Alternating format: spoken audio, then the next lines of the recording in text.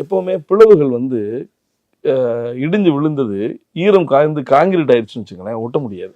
கொஞ்சமாவது ஈரம் இருக்கிற போதே ஒட்டிடணும்.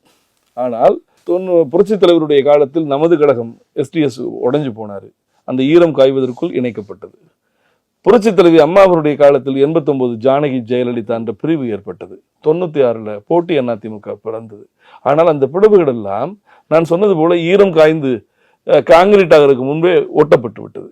ஆனால் இந்த பிளவு, இப்பொழுது ஏற்பட்டிருக்கும் பிளவு என்பது பிளவுகள் பகையாகி பகை வன்மமாகி பல தோல்விகளை பெற்றும் 13 தொகுதிகளிலே 3ஆம் இடத்திற்கு திராவிட முன்னேற்ற கழகத்திடம் அதிமுக தோற்கும், வெற்றி பெறும்.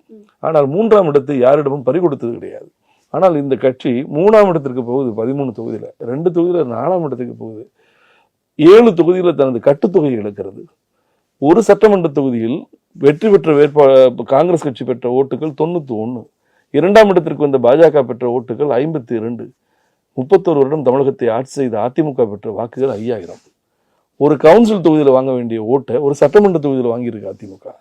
3 முதலமைச்சர்களை முன்மொழிந்த ஆண்டிப்பட்டி, பூக்களுக்கும் புன்னகையை கற்றுத்தந்த பொன்மனச்செம்மல் புரட்சி தலைவர் எம்ஜிஆர், கிள்ளிப்பு தூரிகையால் அள்ளித்தேன் மையெடுத்து புள்ளி வைத்து வரைந்திட்ட பொன்னுருவ ஓவியம் என்று பேசப்பட்ட புரட்சி தலைவி அம்மா, அண்ணன் OPS, இப்படி 3 முதலமைச்சர்களை முன்மொழிந்த ஆண்டிப்பட்டியில ஒரு வாக்குச்சாவடியில் அதிமுகவுக்கு விழுந்த ஓட்டுகள் 1 ஓட்டு. அங்க வாக்குச்சாவடி முகவர்களே 10 பேர் இருப்பாங்க.